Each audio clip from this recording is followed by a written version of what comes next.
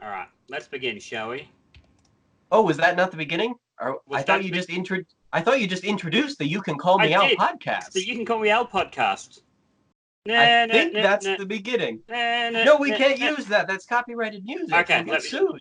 all right, I'll no no no no no no no no. There we There you go. go. Now they I'll can't just get it.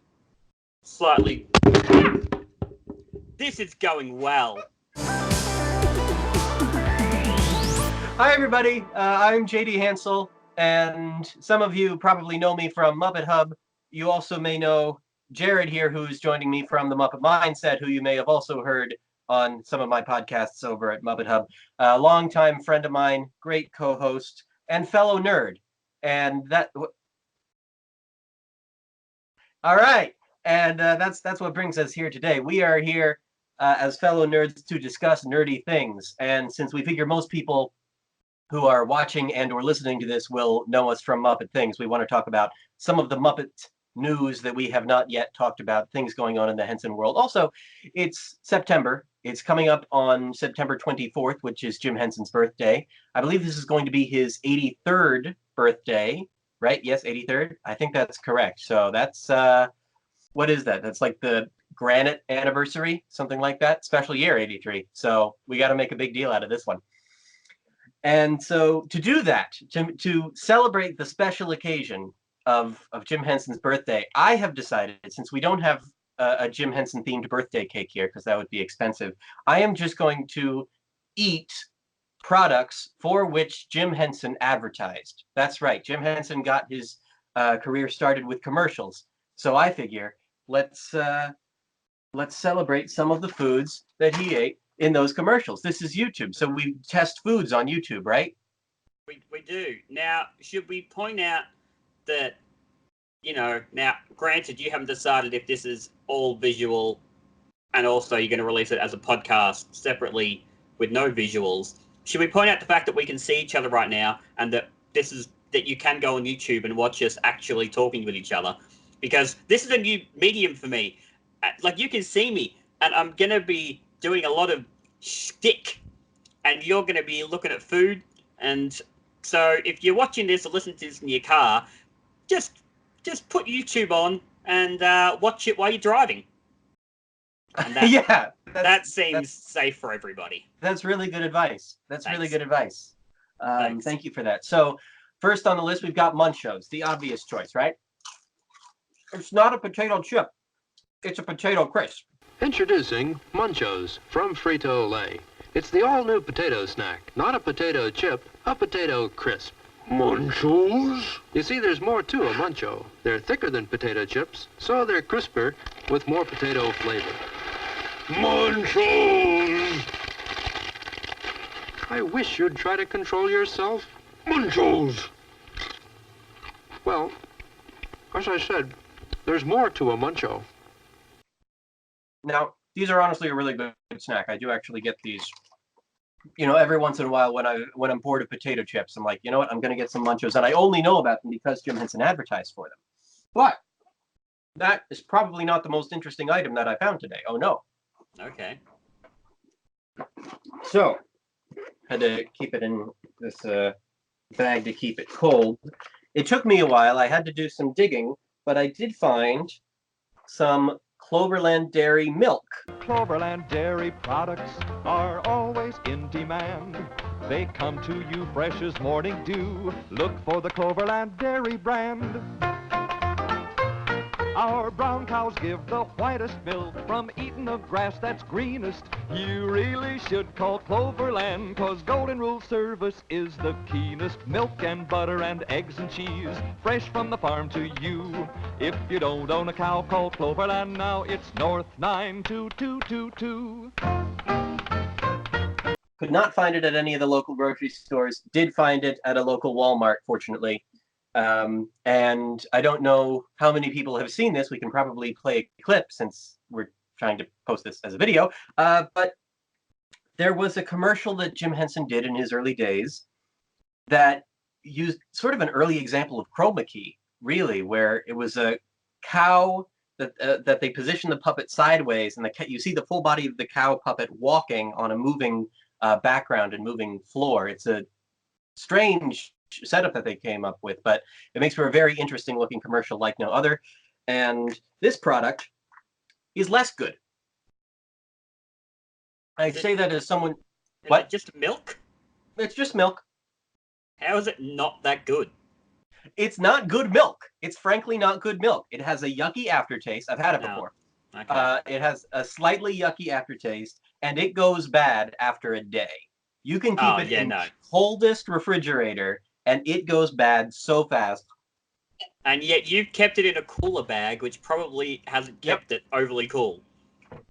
Probably not, no. I mean, it was only in there for a few minutes. Only for a few minutes. But then there's my favorite, which is, okay, so I don't have a good package to show this to you with. It's just the grocery store deli bag. But if you look closely, you can see that it is SK Meats. And those of you who are in the know, I'm pointing to the other camera in case I use the other video footage. I haven't decided on that yet. But those of you who are in the know that SK was the official sponsor for Salmon Friends, the very first Muppet Show. Remember, with SK quality meats, you can taste the difference quality makes. Salmon Friends has been brought to you by SK. I was actually a little surprised to find that they were still around, but I found them, I guess, a few months ago, and I've been eating a lot of their meat ever since, actually, because they honestly do really good products that are better than a lot of the other local meats around. Let's try some of this SK ham. Just eating ham straight out of the package like a total weirdo. I do that constantly. Yeah, I do it more often than I'd like to admit, but it's good ham. I mean, the Muppets were right. You can taste the difference quality makes, as the old slogan says. And that's still their slogan, by the way. They have kept the same slogan since the days of Jim Henson, and or the days, his early days when they were responsible for him. And you know what? The slogans work. They've stuck around. They've made it. When other local brands have not. I have two questions. Yeah. For you. Okay, well, you're just about to answer one of them because I saw that, but I won't spoil that yet. Second question, did Jim Henson ever advertise, like, seltzer water? Not that I know of. All right, well, in that case... but I will say... In that case, hi-ho, drink seltzer water. Yay! There you go, now he did.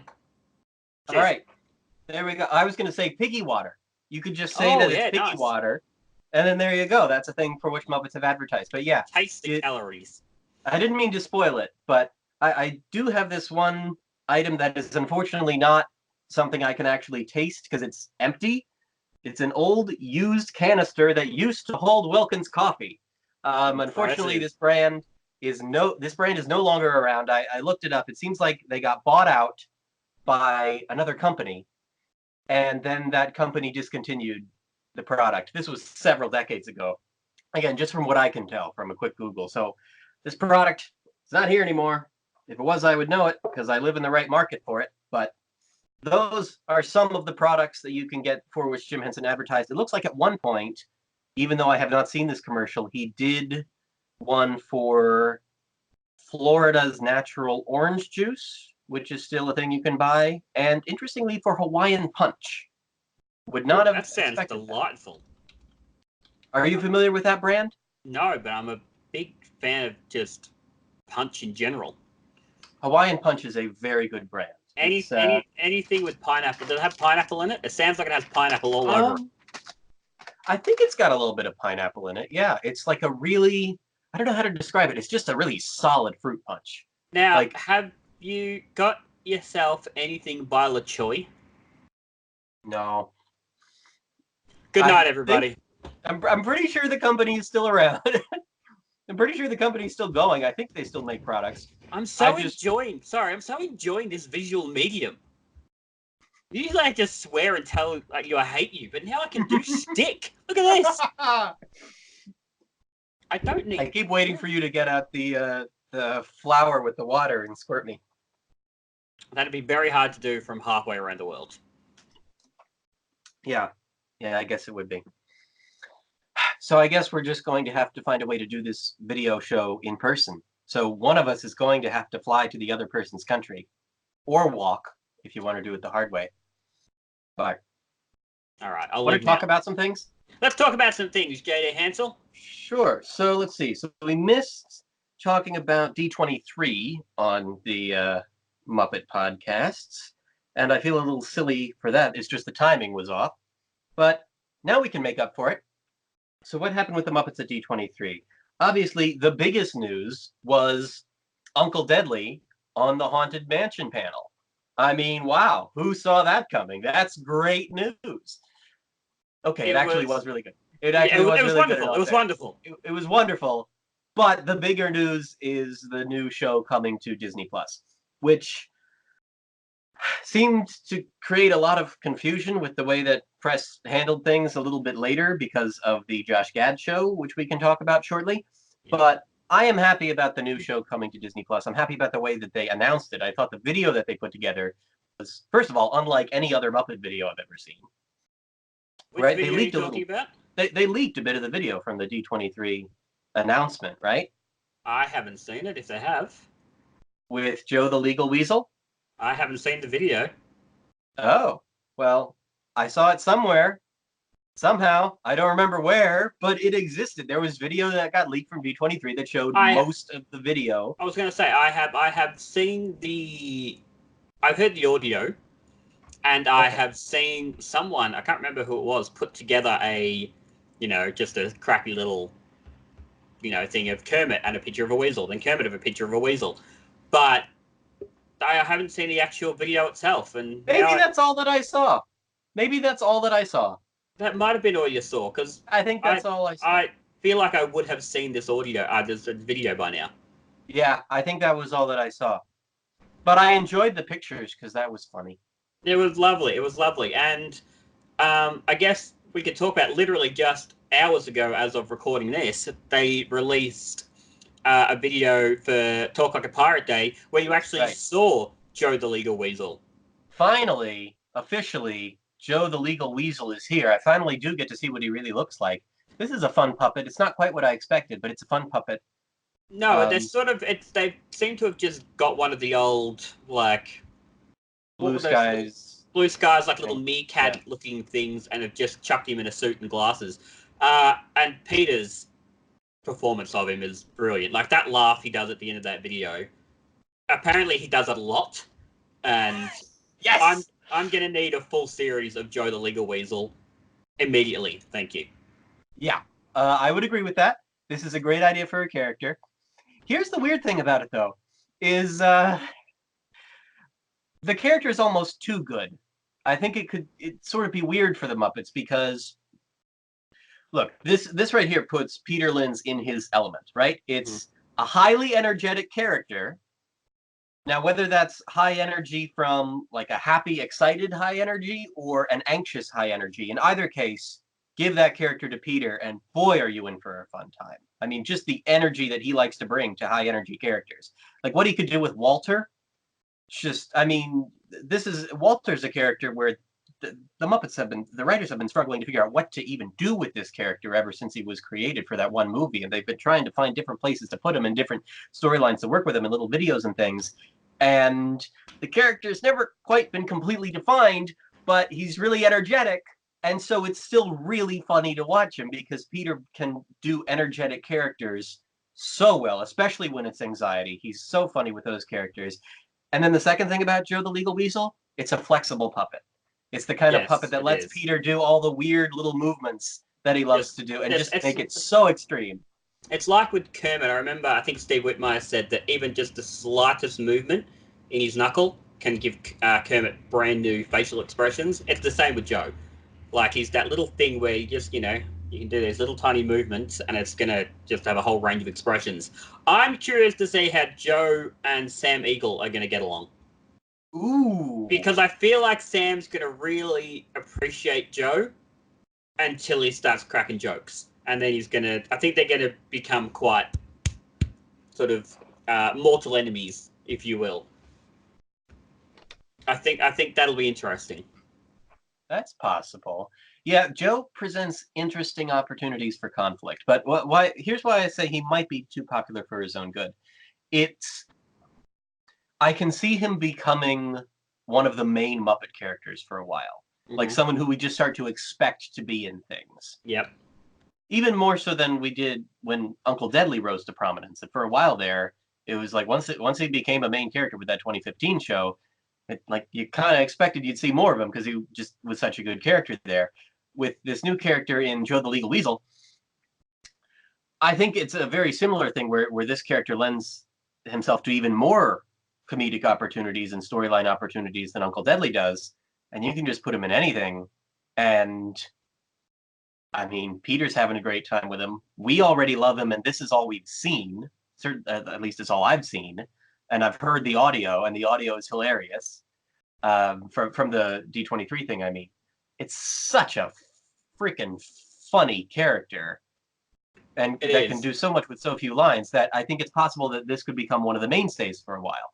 And that just weirds me out because I don't know what it would be like 10 years from now if suddenly, for the trailer for the next Muppet movie, they're like, it's all your favorite Muppets. Kermit, Fozzie, Gonzo, and Joe. It's like, one of these names does not fit. Yeah, the name is very... I feel like you need to always refer to him as Joe the Legal Weasel. Because otherwise, I have already come into... Like, I'm quite good friends with Joe Hennes from Tough Picks. And I've already come into issue where I have been talking about Joe the Legal Weasel. And people are thinking I'm talking about Joe Hennes. I knew that was going to happen. And vice versa. Sorry, my Siri just went off for some reason. It just expects that when you say the name Joe Hennes, you're trying to start a call with him. Start a conversation with him. I think he knows you too well.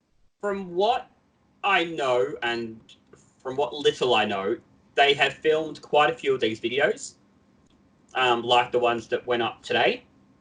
I know a little bit more, things I can't say on air. But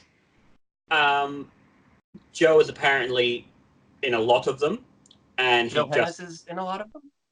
See what I mean? Joe, the Legal Weasel, is in quite a lot of them and is apparently just gets better and better. So I'm very excited. I'm just happy to see Peter doing something because Walter got sidelined a lot in the last couple of years, and I love that little guy. And so I just want Joe to... That's not Joe, sorry, Peter to have something to do. Sorry, are you talking about... You're talking about Peter Linz the human or Peter the water buffalo? Let's move on, shall we? Okay.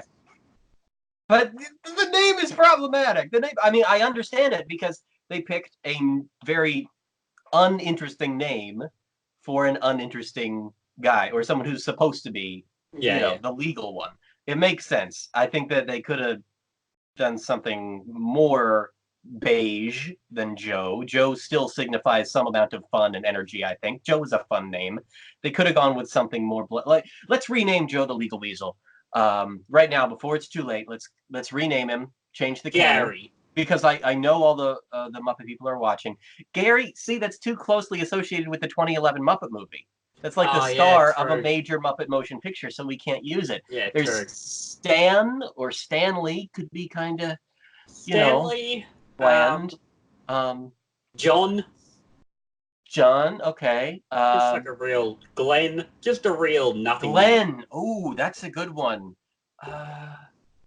Is there anything that goes with like some alliteration, like Larry the Legal Weasel? No, that sounds wrong.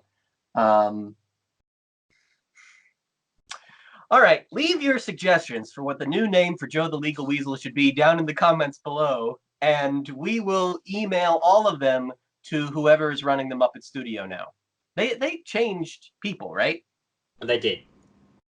And there was just no news about this. Like I stumbled upon it recently and was like, what? How did I found out by emailing Debbie McClelland, who I've been quite friendly with, and getting an email back from Disney saying Debbie McClelland is no longer with the Muppet Studio.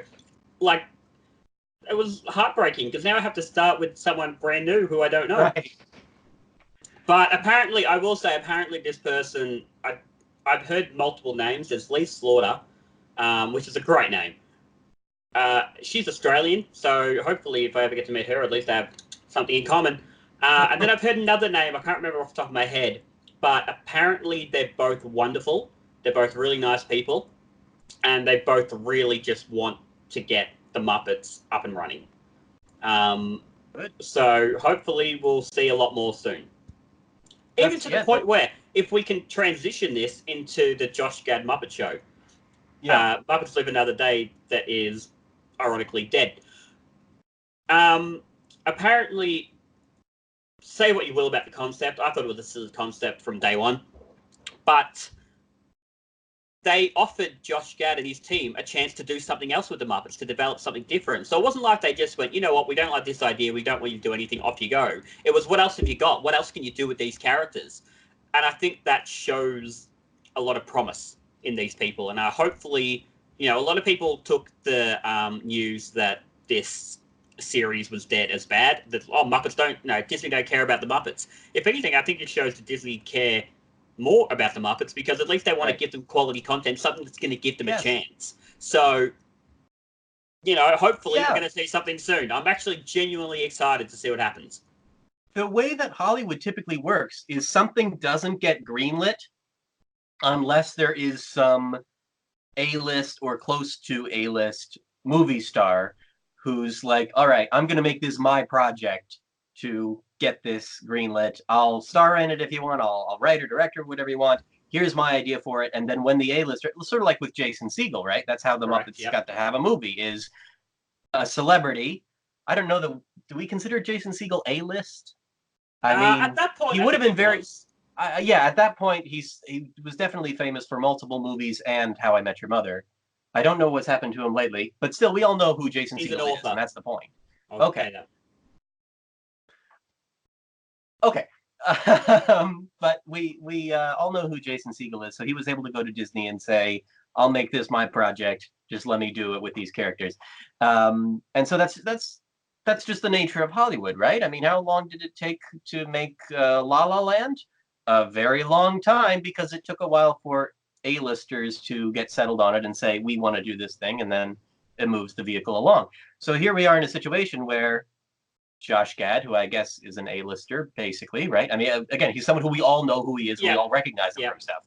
A star of multiple major Disney movies now, between Beauty and the Beast and the Frozen series.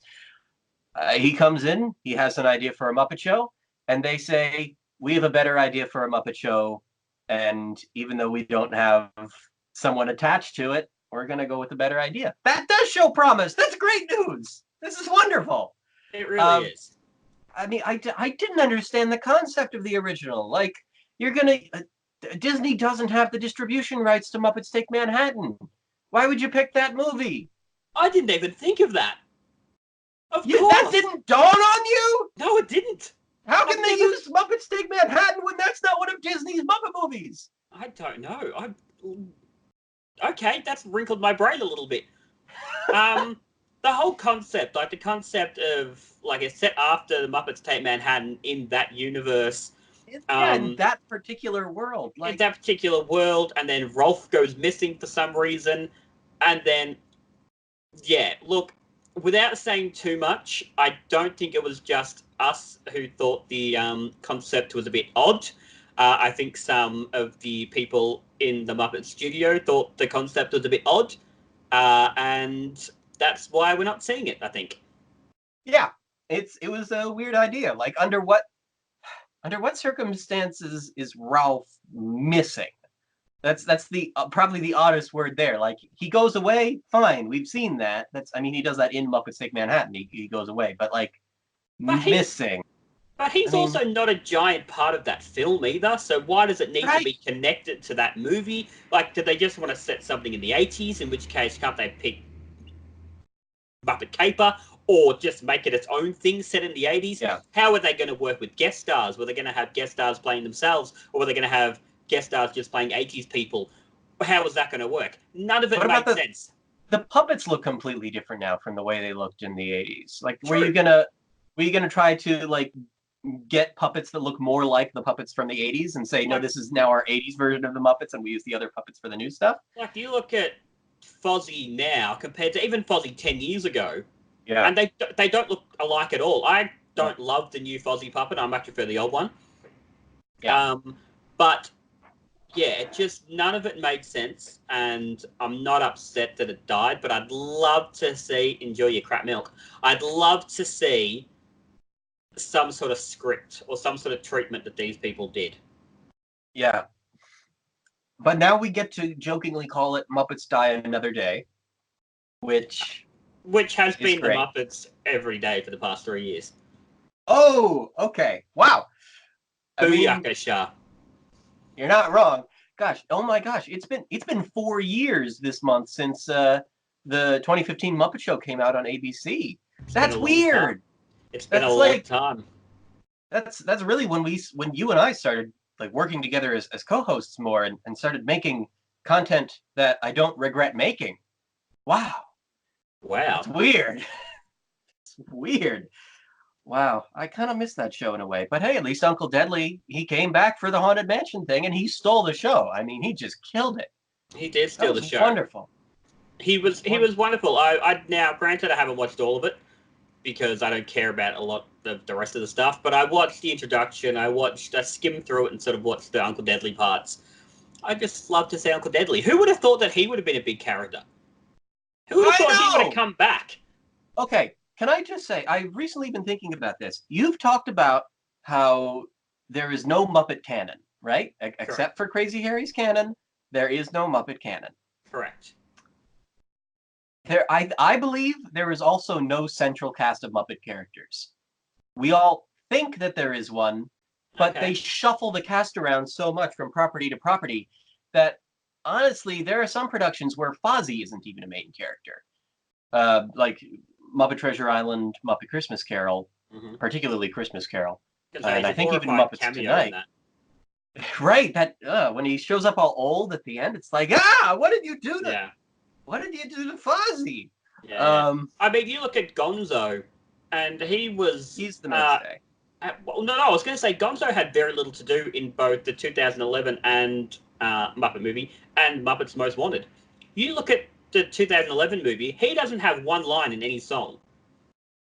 You look at the Muppets, like he had a little bit more to do in... Wait, Gonzo? Gonzo has no single line in a song in the 2011 film. He says, Gonzo the Great will ride this baby again in Pictures in My Head, and that's it. Okay, yeah, as long as you count that one. I count that, but he didn't sing that, he said it. True. The 2014 film, he had a couple in, like he had one in We're Doing a Sequel, and he had one in, his own bit in the interrogation song, in a bit that was cut. Oh yeah. That was cut. It's in the extended version, and it's on the soundtrack, and it's probably one of my favorite bits of the whole song, just because of the music is excellent in that bit. It's a good bit, yeah. But he had very little to do, when you really think about it. One thing I remember when I walked out of the 2014 film, I was messaging with Ryan Dozier, and I said, why couldn't Gonzo have gone with Fozzie, Walter, and Animal? Right. Like, he didn't do anything. He didn't need to stay where he was. Why couldn't he have gone with them? Yeah, but then, luckily, back in the 2015 series, he emerged back as one of the mainstays. So I'd argue that, Kermit's the mainstay, Piggy's the mainstay. Even, yes, he hasn't had a ton to do, but yeah, Gonzo and Fozzie. But besides those four, you could pretty much chop and change any of them, and you can find any production where some of them don't even appear or have anything to do. Right. I like the stretch of time when they thought Bean Bunny was one of the main Muppets. That's one of my favorite stretches in time, when they're like, all right, we've got this great new Muppet character, Bean Bunny. Why is he funny? I don't know, but we got him. Yeah, he's one of the puppeteers that doesn't do something else. Yeah. Yeah, right. They hired him to be cute so they don't have to, which is a line I like. But where they pretty much based the whole theme park attraction around him. Yeah, that's the craziest thing, is that they then lock in this one weird moment in Muppet history right at the end of Jim Henson's life, when everything is in transition and in flux and about to blow up, basically. The whole Muppet world is about to blow up, and they lock in that moment in history as the main fixture of like, it's the Muppet presence in theme parks. And it just captures this one weird moment when they thought Bean Bunny and Waldo C. Graphic were going to be main Muppet characters because they worked so well on the Jim Henson Hour, which has a completely different Muppet cast of its own. Yeah. Completely different. Yeah.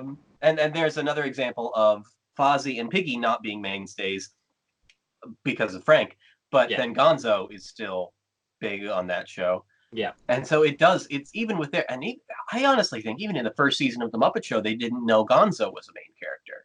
It's in the Muppet movie when they finally establish Kermit first, Fozzie, Gonzo, Piggy. These are our main characters. And then in Great Muppet Caper, where they establish Kermit, Fozzie, and Gonzo as a trio. And they don't really appear as a trio in many other places. But then beyond that, they just, yeah, you're right. They just interchange Muppet characters. Sometimes Uncle Deadly gets to be a main character, sometimes not. Sometimes Walter does, sometimes not. In this Talk Like a Pirate video, who do we have? Kermit, Fozzie, Gonzo, the trio with Pepe. Sometimes Pepe is a major Muppet character. And then there are the movies. Yeah, well, I mean, granted, the last two movies, David made a joke about that, Rizzo had nothing to do in the two movies, to the point where they made a reference to that in the second movie. But, with Steve Whitmire gone, I don't think they're going to replace Rizzo's performer at all. I think Pepe is going to take over, and Pepe and Gonzo are going to become the new duo. Because, I mean, they had them as a trio in the 2015 series, and I thought that was one of the things that worked the most out of that whole series.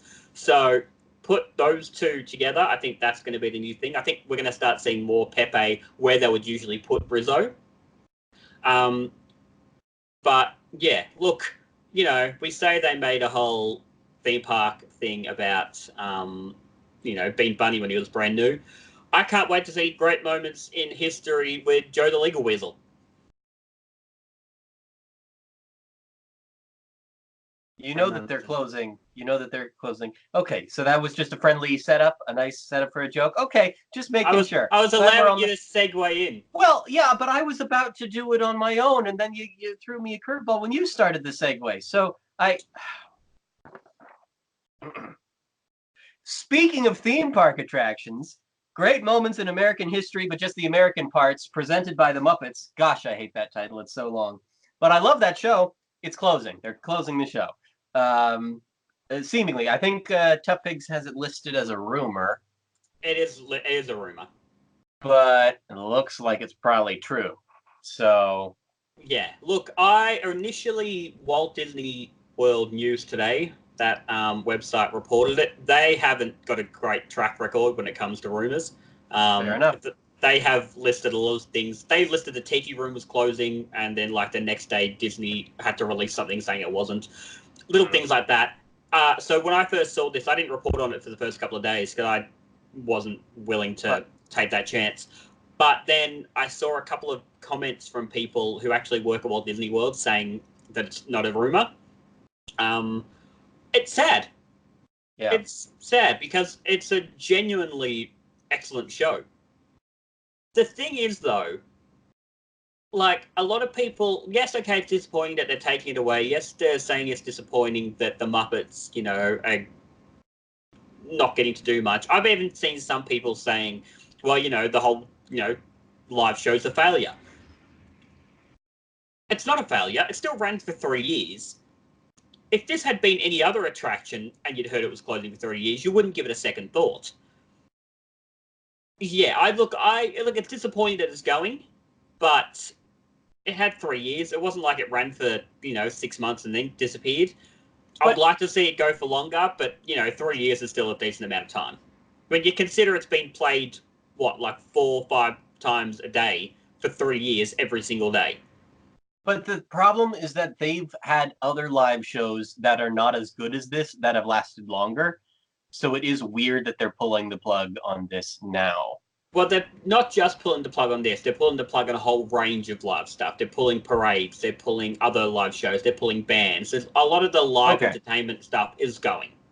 So it's not just the Muppets. A lot of people think, Disney don't care about the Muppets because they're doing this. No, they don't care about a lot of things. This just happens to be one of them. Well, it's odd because I have to wonder now, whenever I do get the chance to go to Disneyland or Disney World, I unfortunately never got to go to Disney World while this show was in production. Did you No, you No. didn't either. That's right. You've never been to Disney World, right? No, I've been to Disneyland and I've been to Disneyland Paris. Oh, how's Paris? It's fine. We'll talk about that later. Okay, cool. Sorry, you just opened up a whole new set Actually, of questions. no. You and that I could have ask you talked for about hours. Disneyland Paris before You're right, we have. on a podcast. Yeah, you're right, we have. Yeah, Sorry, we haven't talked in so long. I forget so much. been a while. Go back, folks. You'll find it. If you just keep going back far enough. But yeah, I just don't know what I'm gonna do when I am in this part of Disney World, because like I don't want to be in the room with creepy Trump. Like Yeah. You're gonna put me in the room with Donald Trump as a scary robot, but even uglier than you would expect Donald Trump as a scary robot to be. No, don't put me there. Like when I'm in that Heritage House area, I just wanna see some Muppets do some screwed up history, and that's it. Now, granted, I've never been to Disney World, so I've never seen this Hall of Presidents or whatever it is.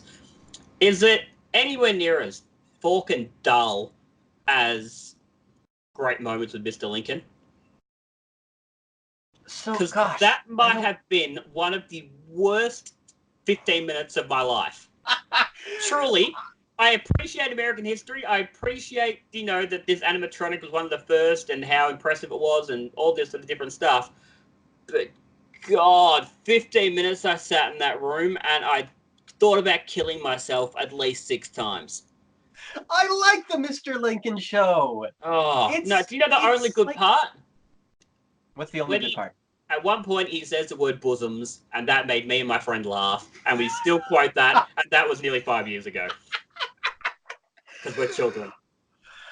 Okay, what I like about it is I just think that Abraham Lincoln is an interesting person who has a lot of good quotes. Absolutely. And they're kind of inspirational, and I think it's an enjoyable thing getting to hear them from a weird replica of the man himself. Right, and so when he actually comes out and stands up and does his speech, yeah, cool, not a problem. Yeah, that's great. I like that. It's the like 10-minute, like friggin' lecture beforehand, all on video, all black and white. So I was like, I don't need any of this crap, thanks. I'm here to see like a robot, stand up and say 20 years ago, whatever the hell he says. That's true. There is that I sometimes forget about it. That video beforehand feels like some old hastily thrown together high school oriented or middle school oriented documentary to introduce Abraham Lincoln. And there is a moment when you just want to be like, show us the robot. Show us the robot. We only came for the robot. We didn't come here to watch a movie. There was only 3 of us in that room watching that show. Me and 2 of my friends. Me and her were laughing at the word bosoms. Her husband's sitting there going, trying to watch the show. And I think her and I almost started chanting that at one point. It was like, hurry up. Now, he was loving it, my friend. His wife and I are sitting there going, all right, yep, no, this is our last day at Disneyland. I'd like to go ride Big Thunder Mountain, thanks. But no, I had to sit there. But then he said bosoms, and that was all worth it.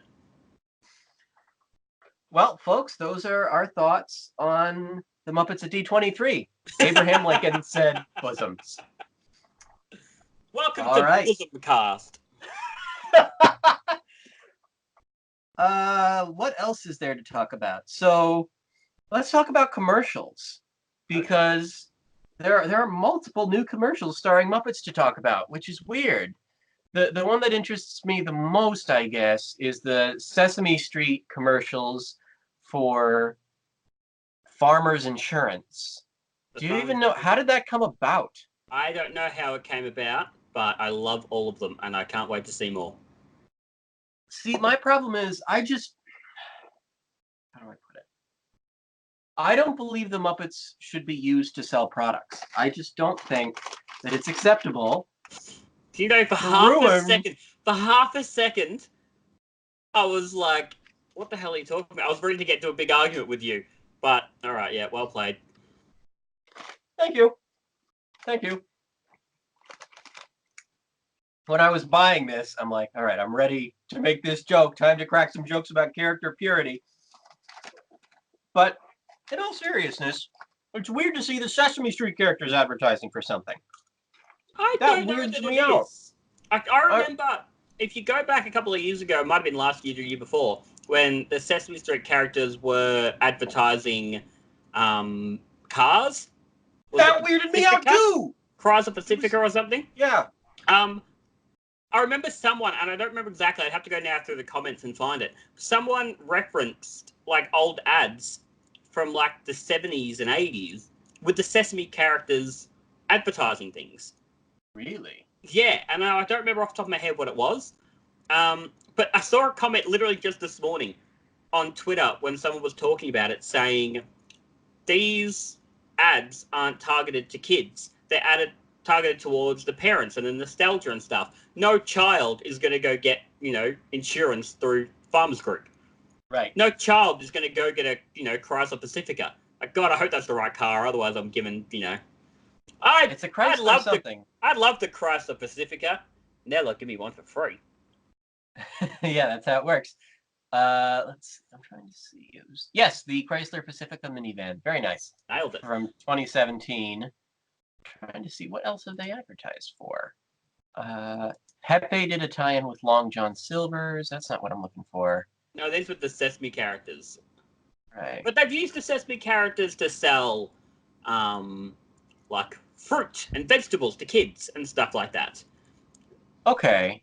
So I don't think there's an issue. I think, if anything, it's that push that, Sesame seemed to be doing over the last, 12 months or so. I think because of the 50th anniversary, to sort of, almost move the characters to a more, what's the word? Sort of play into that nostalgia, play into the adults in the room, who, some of them who now, like, I'm 30 years old now, and other people who have been around, people who were teenagers when Sesame Street started and now in their 70s and can show their grandkids these things and are remembering all that time, that the Muppets and Sesame Street have, all the joy they brought to their lives. It's literally just nostalgia. So I don't think it's an issue that the Sesame Street characters are selling things, provided they're doing it for the right reasons, that they're not doing it to sell out. They're not doing it to advertise anything that would be inappropriate. Well, yeah. I mean, as of yet, the Sesame Street characters are not selling porn, which I know is what you were referring to, because it's always what you're referring to. But I do think it's an odd pairing here. It just feels really corporate, and I don't like feeling like the Sesame Street characters are corporate. I know I'm used to seeing tie-ins for products, even products for kids, where you see a face of a Muppet on a product, and therefore you buy it. And I know that's how Sesame makes their money, but here it just feels like Look, Sesame Workshop is a nonprofit, and it's a model nonprofit, in my opinion. I wish most companies operated more like Sesame Workshop, which I hope comes across as big of a compliment as it is to Sesame Workshop, because it's a very big statement I just made. But yeah, it's a good organization that I know on some level has to be doing this for the right reasons. It's awkward. It's a very, very awkward thing. Okay. At least in this case, just because, again, we're not used to it. We're not used to watching a commercial and then here are the characters who they tried to keep out of commercials for a while. Like when they insisted when Sesame Street first went on and Cookie Monster got popular, there was that whole ordeal where all these different cookie companies were calling and saying, hey, can we get the rights to Cookie Monster for this? Yeah. And obviously they said no, that would be inappropriate, because these are characters who are here educating you. They're in some sense selling you letters and numbers and teaching all these things. It's a didactic program, and when you start talking about cars the way you're talking about letters and numbers, it's weird. But again, the one thing that makes me mostly okay with it is they're playing for nostalgia to grown-ups and using the characters as nostalgic characters to get the grown-ups interested in the product. And I guess that's fine. It's uncomfortable, but I guess the way I think about it is that, Sesame has almost ended multiple times. Sesame almost ended in the 90s. Sesame almost ended again about 15 years ago, I want to say. And then Sesame almost ended again about 5 years ago. Yeah. And, you know, I remember the reason Elmo became popular was because Tickle Me Elmo literally saved Sesame Street. Right. I can't remember around about 15 years ago, but then the one recently, the reason HBO got the rights to Sesame Street was to save them because they were, you know, hemorrhaging money at that point. And so... I mean, they had never completely bounced back from the recession when they cut a lot of people. Right. So I think Sesame will eventually end. These characters I don't think will. I think they're trying to sort out what these characters could do moving forward. I think eventually we're going to get to a point where the Sesame Street characters are almost like the Muppets, but aimed more towards kids. And then, you know, the Muppets will stay sort of, you know, over here family-wise, you know, but Sesame Street will just do stuff towards children. I think at some point you're going to get you're almost going to get competing franchises, but with all the same people behind the scenes, if that makes sense. A little bit. I still don't understand where you're picturing the Sesame Street characters here. But okay. I'm just... Put it this way, right? So we haven't got it on our list of things to talk about, but HBO have announced that Elmo is getting his own talk show. Right. I forgot about that. On HBO Max, the new streaming service. Now, yes, okay, it's going to be a bit of a parody. Yes, it's going to be, you know, obviously children are going to be able to watch it, but I think they're going to go with a little bit more, you know how Elmo is, when I've interviewed him or when he's been on talk shows or something, he becomes a little bit more adult. Not adult, that's the wrong word, but he becomes a little less cutesy, if that's the word. Right, he gets drunk. And then starts saying some very inappropriate things. He's said some horrible things in the past. But yeah. Sorry, I'm still stuck on the fact that you pronounce the letter H as H. Like you start the letter H with the letter H in your pronunciation. And I feel like I should have noticed that by now, and it bothers me. Go on, sorry, go ahead. Well, so does all of this. But such a visual medium. Look, I'm just saying, I think they're trying to figure out what Sesame Street characters could be outside of Sesame Street. So I think we're going to see a little bit more of this sort of stuff going forward. Basically, just enjoy the ride. At least it's good material. Like, if you've watched the 3 ads, okay, as awkward as they might be, they're still quite funny. J.K. Simmons plays off amazingly with Bert. The fact that he and Bert are wearing matching clothes is hilarious. You know, the cat gets a good line in it. The fact that they used the count tells you that they were playing to adults and nostalgia. Exactly right. They've got Mr. Johnson in there, so they're not just relying on, you know, the sort of recognizable characters. They're also getting, like, the slightly more obscure ones out there. So, again, to play to nostalgia. So, at least what they're doing is good. Like, I loved those Chryslerites a couple of years ago. They were every single one of them was fantastic.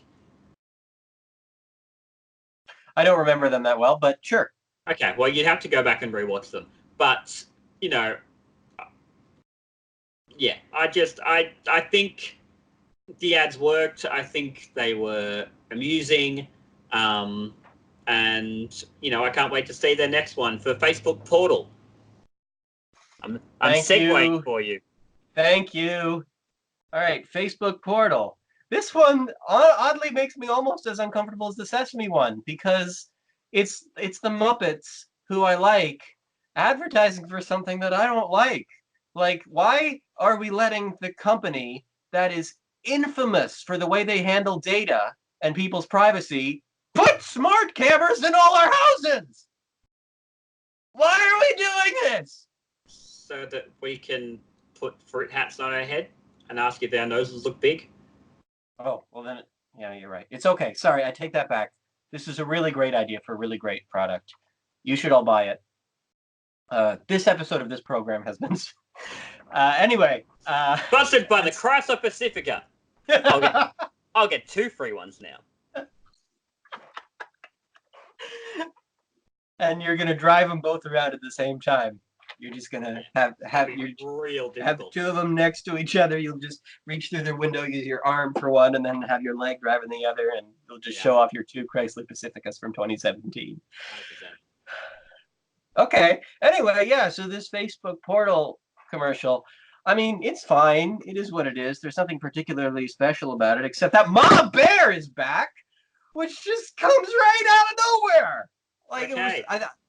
All I'm gonna say is that Bob Bear will return, and that's all I'm going to say on those that matter. You're gonna get in trouble with Joe the Legal Weasel, okay? This isn't the podcast where nobody hears what we say. This is YouTube, where you can post anything and it'll get at least 100 views because it's YouTube. Like, people have nothing to do but just watch whatever stuff is on YouTube. So people are gonna see this and people are gonna know that you just announced that there is a future for Emily Bear, which was, I guess, implied by the fact that they took the time and spent the money to build the puppet, so of course they were going to do more with. But still, spoilers. They're going to give. Everyone's going to come. Disney's going to come knocking on your door. They're going to walk all the way to Australia. They're going to knock on your door and say, "Who's your source? What are you doing, spilling all this information?" And then what do you do? Unless it's very possible that when I found out about Emily Bear, it was for this ad and not for something else. That is possible. So I could have just announced something that was completely wrong. Who cares? All right. Then we take all of this back. Everything we have said in this video is now not true. Except for how great the Chrysler Pacifica is. Except for how great the Chrysler Pacifica is. The Chrysler Pacifica, it's the slogan. So, yeah, that's the best part of the video is just Emily Bear's here. And we don't know now we don't know if we'll ever see her again, so that's nice. It's weird because I see this as Jerry's character, you know? Like, I guess I'm that way about a lot of Jerry characters, but this one in particular, just because it's obscure and the voice is very close to Jerry's and the personality is hard to replicate, it's just awkward. Like, I don't know. Again, it's one of those Muppets that's from a specific era. Right. Where I pinpoint it not just to a particular performer, but to a particular moment in Muppet history when they were like, yep, this is going to be a main character now. Get ready. Yeah. The thing is, though, looking at, like, I've just got the picture of Emily Bear up. Now, in the past, she has literally just been a Fozzie puppet that they have put a wig and glasses and a hat on. Looking at the rebuilt Emily Bear for this Facebook ad, I never noticed that. Didn't you? This Emily Bear, and now I'm going to show this to the camera, but you might be able to put it up separately. That's not a current Fozzie puppet that they've just put stuff on. That is a rebuild, and that looks like the old Fozzie. It is the old Fozzie. It's either the old Fozzie or they've rebuilt something to look like the old Fozzie to be Emily Bear. So, yeah, there you go. That's nice. At least they haven't just completely chucked a wig on the really hairy-faced, going through puberty Fozzie, as I like to call him. I'm just so happy that I'm seeing the old Fozzie puppet back, even if it is in this weird form where we've resurrected Jerry Nelson to bring us Small Bear again. Like you looked at that. That's just That's just a Fozzie puppet. Yeah, that's just a Fozzie puppet. It's like with Granny Bird on Sesame Street. It's literally just a Big Bird puppet, but with glasses and. Well, that one's obvious. Yeah. Well, just like how Joe the Legal Weasel is just a Joe Hennis puppet with hair on it to look like a weasel. That is correct. We can all tell this. All the people. Do you think there's going to be anyone who watches this who doesn't know who Joe Hennis is and is going to be really confused? Because I don't think so. But if so, I would like to hear from those confused I think the real question is, do you think there's going to be anybody who watches this? By this timestamp, when we're this far into the recording, no way. We can say whatever we want. So now we are free, now that no one is watching, to trash the Dark Crystal. Woo! Okay. My favorite part of the podcast, the Dark Crystal trashing portion of the program. I've seen one episode and that's it. Same! All right! Woo! I think that That goes worked. to show how. Not that I didn't enjoy it. I'm just not in a rush to watch it. I will eventually watch it all. Yep. But I'll get around to it eventually when I've finished. I'm watching Schitt's Creek at the moment on Netflix, and that's way funnier and way more entertaining. So I'll get to it eventually. If they make a funny Dark Crystal series, I will watch the funny Dark Crystal series. That'll be, show me a Dark Crystal series with Fozzie Bear in it, and we'll talk. I think then I'm interested. As long as it's funny, as long as it's that same old Muppety vaudevillian style, you can put it on whatever planet you want. But I want to see the Chamberlain do a song and dance number. Yeah. But like an old 40s sure. staple of like, make 'em laugh, that sort of thing. Yeah, that's the plan. But do you know what I really want to see? Mm-hmm. I really want to see the Chamberlain advertise the Chrysler Pacifica. Stop it! I have to say, that's not how it works. I'm pretty That's sure just it's not how it works. What could you possibly do with 4 cars as one individual? You'll just have to wait and see. I'm gonna human centipede them. Moving right along. I thank you. No, we can't use that. That's the name of another show. Oh, yeah. I liked episode 1 of the Dark Crystal Age of Resistance. In fact, the end of it was interesting enough that it got me to start watching the second episode, which is when you get the interesting stuff with Aughra. So I started watching the second episode. I don't know when I'll finish it, or if I'll finish it anytime soon. It might be a while. Because the thing is, I'm not that invested in this story when I know it doesn't end well. Yeah. Like, this all has one very inevitable ending. A locked-in, airtight ending that was prophesied. I mean, it's a prequel and it's prophesied, so we know what's going to happen, more or less. Now, obviously, we need to point out the fact that obviously this show is doing well. Yes. And so this is just our opinions. Well. I'm not saying it's a bad show. I'm just saying it didn't grab me immediately because, Netflix has said it's been really successful. It's been critically acclaimed.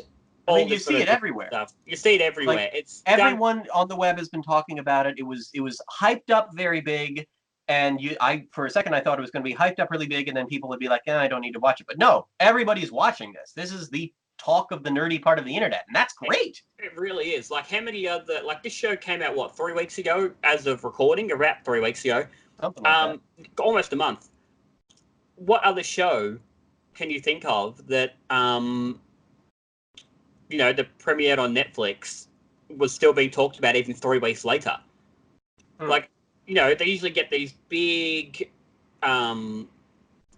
big presses and everything like that, and then it will be shown, and then like a week later everyone's talking about the next thing that's coming up. But people are still talking about Dark Crystal. People are still begging for a second season. And so obviously it's doing well, and I wish that it had grabbed me as it's grabbed everybody else. I'm sure if I keep watching it will. The puppetry is incredible. We can't deny that. The voice acting is amazing. Mark Hamill's fantastic in it. Yes. Simon Pegg, I think, is the standout of all of them. Oddly enough, which one is he doing? Simon Pegg is the Chamberlain. He's doing Chamberlain in this? Yeah. He's spot on! He's spot on. You wouldn't expect I assumed they got the same guy from the original film. It's dead on! Yeah, it's Simon Pegg. And then Aquafina. And I can't remember the name of her character, but it's the one who is a little snotty and drooly. She's fantastic as well. So the casting is Aughra is played by puppeteer Donna Kimball. Is that her name? Okay. I'm just wondering who's doing the voice, because the voice sounds the same. It's the same woman, Donna Kimball. She's a Henson puppeteer. I believe she's done Puppet Up and stuff like that. This is a crazy good Aughra. Yeah, I don't think anybody from the original cast is in the it's in the remake. It's in the prequel series, I should say. Yeah. In fact, I wonder if part of my reason the first episode didn't grab me was because I spent most of the time, because it's a 45-minute episode, maybe an hour. It took me an hour and a half to watch because I kept on having to stop it, going to Wikipedia and seeing who was doing the voice. And yeah, its voices are amazing. So it has everything going for it. I just think maybe I need to give it more of a chance. And I think that I'm just more interested in the storylines of other shows. I mean, the characters are solid. I'm having the same problem here, though, with just the build of the puppets makes them not very flexible for the most part with those faces. So the voice actors are doing everything in their power to actually give these characters character. Like, these are not Jen. These are not Jen. These are characters with personality. The voices have character. The voices have character. You can tell these are actually voiced the way these characters were supposed to be voiced. It's actually interesting. It's not just the most monotone voice because my master, he sent me and I have to heal the crystal. But what is it? No, none of that crap. I just good. But then the faces don't move and it's like something's not quite uncanny, but not slightly quite off. clicking. Yeah. Now, I think part of my problem as well is that now I say this as one of Jim Henson's biggest fans. I've got Kermit's eye tattooed to my arm. Thank you. I'm a big, and on this time I've got the Chrysler Pacifica.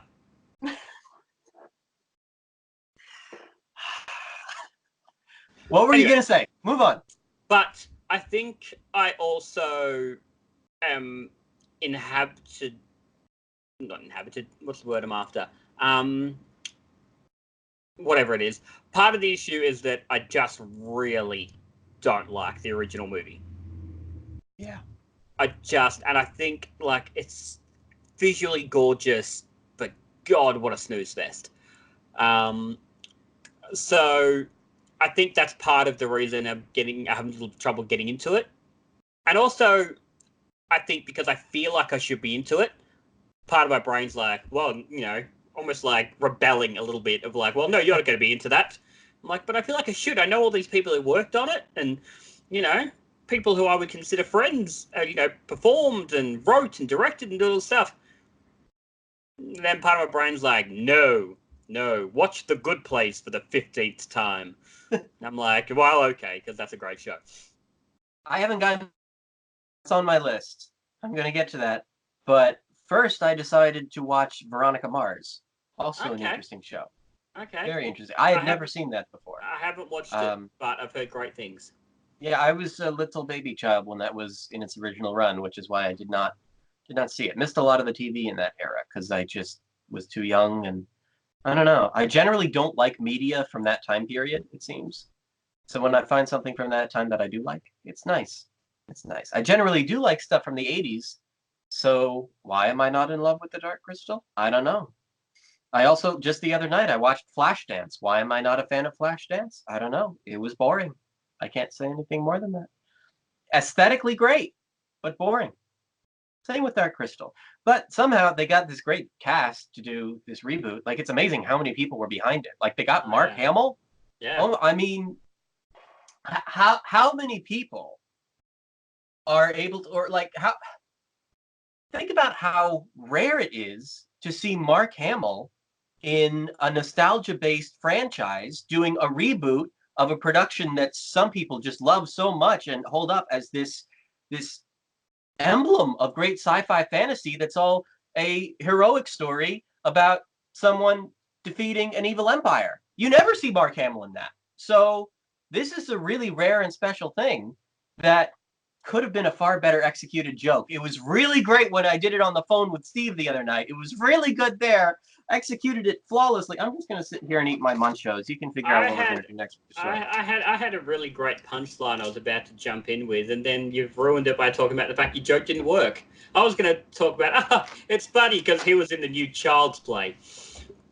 But no, you ruined it. You ruined it with your little munching bloody stuff. Anyway. All right. We have got a list of things we're going to talk about. I feel like some of these can go.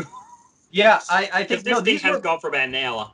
Yeah, everything at the bottom was just extra stuff we could talk about if we wanted to, and if we had extra time to fill, because I never know how long it's going to take us to talk about these things. I think we've said enough. We can bump this other stuff to later or never. Especially considering this wasn't supposed to just be about Muppets. That's the weirdest thing. Is this was not going to just be about Muppets, To the but point where now- this is a brand new podcast that's not anything to do with Muppets. We just talked about Muppets for most of it. Pretty much, but then again, I know who my audience is for this episode. It's going to be the people who are used to us talking about Muppets. So I figured give the people what they want. Why fight City Hall, right? Right. That's it. And I've got Muppets behind me. It's allowed. You have? I got Constantine. Who's here? Boober's up there somewhere. I Got got my Dark Crystal orange, thing there. orange Oscar the Grouch. I put up a Dark Crystal thing just for this conversation. Oh, okay. Let's see. Yeah, that's the one part of the shelf that rotates out for every new video. Let's see. I've got my Star Wars Kermit and Gonzo up there. Darth Nader, if you prefer. What other Muppet stuff is here? That's most of the Muppet stuff here. And you've got I can see Gobo Fraggle on the wall there in that Worlds of Puppetry Museum thing next year. Yeah, that's true. Yeah, I've got the Worlds of Puppetry poster. And then, of course, I've got the...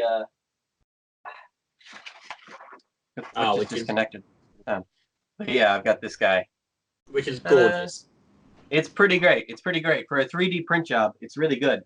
As opposed to a bad 3D print job of the same thing. Where is it? Here it is. This is one of the failed ones. Oh, no. Yeah. No. Isn't it great? Isn't it great? Look at my 3D print. It's Gonzo Buddha. Why does that need to exist? But I love it. How did you find it? Where? I just typed in Muppet 3D print, and this is one of the first things that came up. And so a friend of mine, my friend's little brother 3D printed it for me. But I don't know how well you can see. And again, apologies if anyone's listening to this and not watching it. I have a gold Gonzo Buddha that is 3D printed. Buddha's body, Gonzo's head. Don't know why. But you can see the patterning on it. It's impeccable. It's Muppet Show thing? I think it's just, I have no idea. But he's got it all, like the pattern on his robe. It's just, it's beautiful, and he has also got nipples. Well, yeah, Gonzo always has nipples. Haven't you seen the Muppets Wizard of Oz? Even when he's a robot, he has nipples. I showed this off I did a live thing on Instagram for the Muppet Mindset's 10th anniversary a few weeks ago, and I showed this off. And Joe Hennes, not the Legal Weasel, Joe Hennes from toughbigs.com. If you don't know what that is, it's another Muppet site. Never heard of it. Not as many followers on social media as MuppetMindset.com. Anyway, don't worry about it. I showed this off, and I pointed out the nipples, and he said exactly the same thing you just said. Oh wow! My chair is sinking again. Yeah. Okay. Wow. I need to watch the things that you do before we do these, or else I'm gonna repeat Joe Hennes's jokes, and then Joe the Legal Weasel will tell me it's illegal to repeat someone else's material, and that it's copyright infringement and piracy. Yar. All right. I think that covers everything we're going to talk about this time. Man, I never got around. I never got around to talking about how I've been thinking about Fraggle Rock lately. Okay, let's finish. But I don't really have much to say there. That doesn't matter. No, I don't have that much to say. It doesn't really matter. Just I've been looking at little clips from Fraggle Rock and watching it lately. And it's just a darker show than I remember. It gets pretty. It's just started airing again here in Australia on one of our cable, like a really obscure cable channel. Also, I don't like it because they've blown it up to be widescreen, but instead of but it's literally they've just taken this or whatever and just made it big, so you miss all the stuff happening on the sides or up sort of no, I shouldn't say top and bottom, and it doesn't work at all. And also, no one needs to see Mark Gorg's face that close. But yeah, I watched an episode the other day, just sort of flicking through. I watched a little bit of it, and it is much darker than you would remember it being. There's that whole episode in the first season where Boober and Red think they're going to die. And basically come to, they go through the 5 stages of grief and come to accepting, okay, we're going to die. They hug and get ready for the impact. It's almost like the end of Toy Story 3. They get ready for the impact and, accept their fate, and then they're saved at the last second. And it's like, this is for fucking children. Like, what's going on? My soul can't handle it. It's for, kindergartners. Yeah. And Sesame Street waited a while before they tackled death. Fraggle Rock's like, Season 1. Let's go. One. They don't actually have a character die in this one, but then they do have a character die and reincarnate in season 4. So Correct. Also, there's a whole episode on war, which I mean, I know Right. was one of the points of the show, but yeah, it's Love all that just episode. so crazy. I mean, Junior Gorg's trying to. I mean, all the Gorgs are really trying to kill the Fraggles as soon as they see them. I don't think you Except can for make. the one when they're trying to enslave Wembley. It's Right. either they can kill you or they can enslave you. I don't know that show could be made anymore. I don't think a show Yeah. would allow one character to keep trying to kill, a whole bunch of other ones. Like it's genocide. It's Fraggle genocide. But also The massacre at Fraggle Rock. we say that it's for children. The episode I watched the other day, Pa Gorg said the word crap. Really? He did. He said Junior was doing something. He goes, "Damn it, Junior, put that crap away." And I was No. like, "Yeah, he did." No, He he did. didn't. Because I rewound it and double checked it. And if he doesn't, then he says something very close to it. No, I would have noticed this. I would've Okay, no- I will go and have to find it.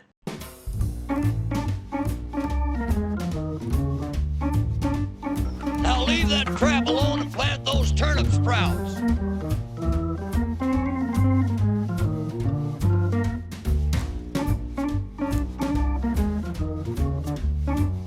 But I swear to God, he said, "Damn it, Junior, put that crap away."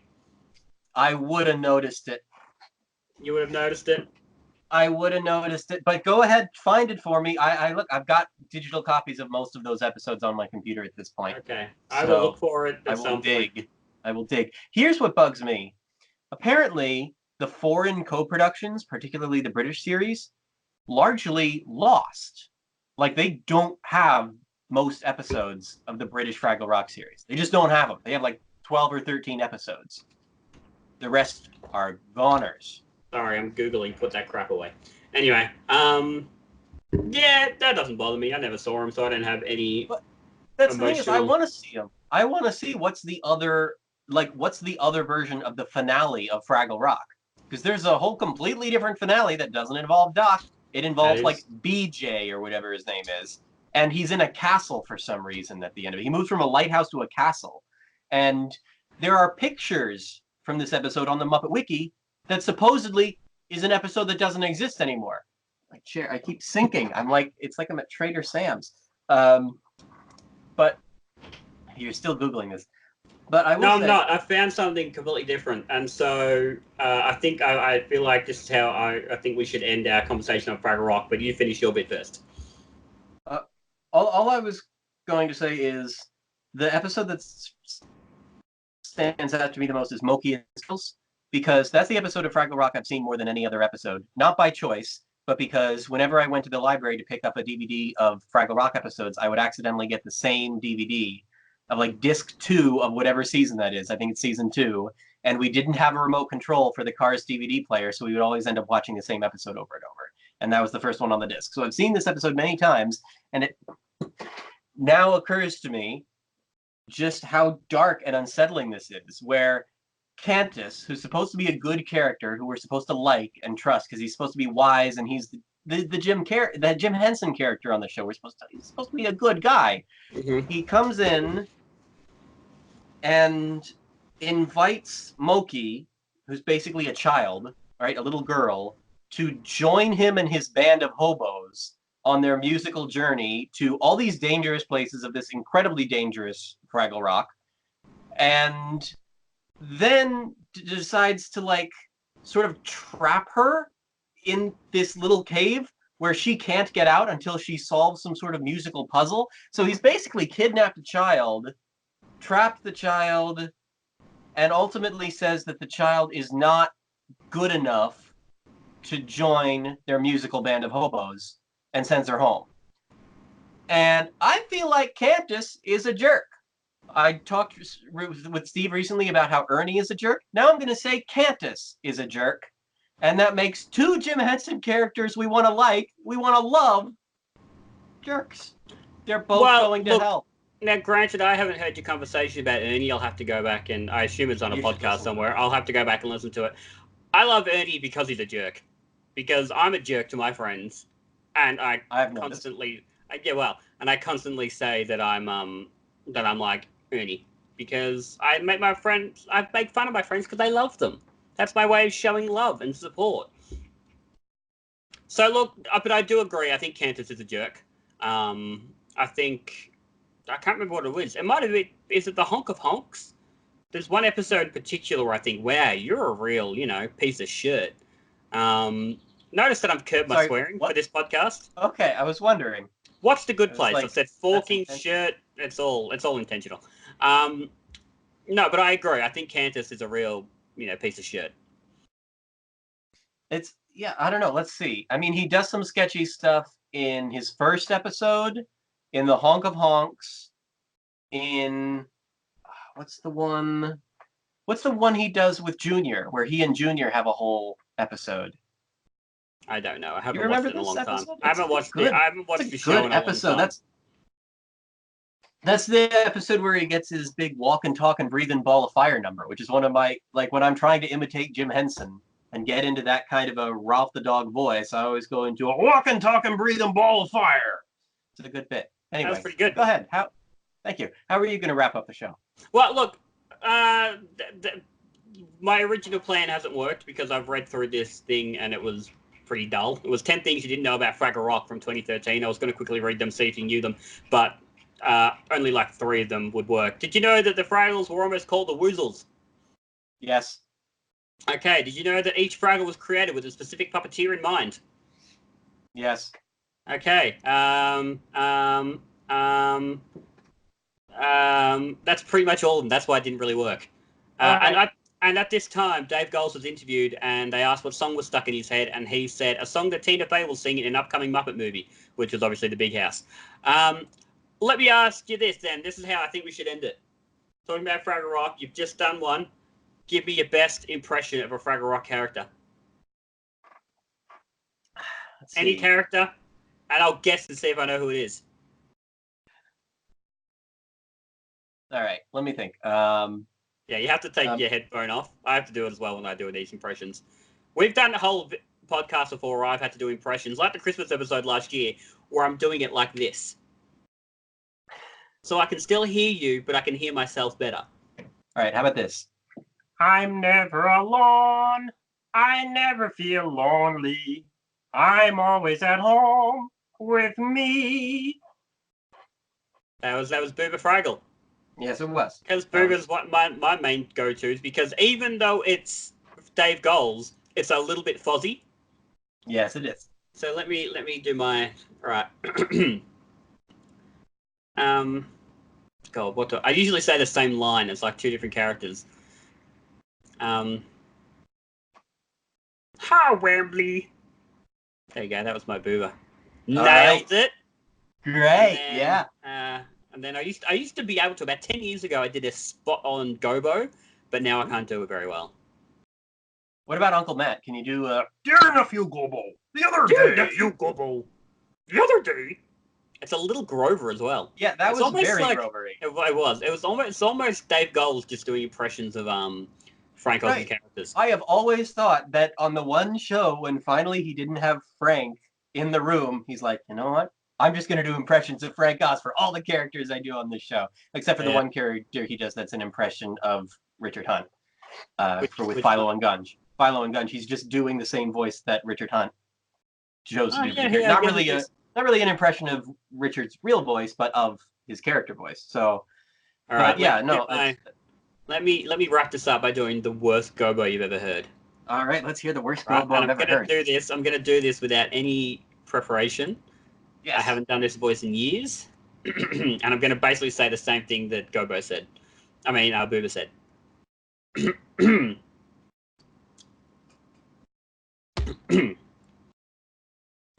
Wamby, quit your wambling. Awful. That was a Southern accent instead of a Canadian one. The voice itself was okay, but the accent was not a Canadian accent. Wembley. There you go. I said the word A at the end. Now it's now it's Canadian. Now it's a Canadian accent. There you go. And you can drive to Canada from America on your Chrysler Pacifica.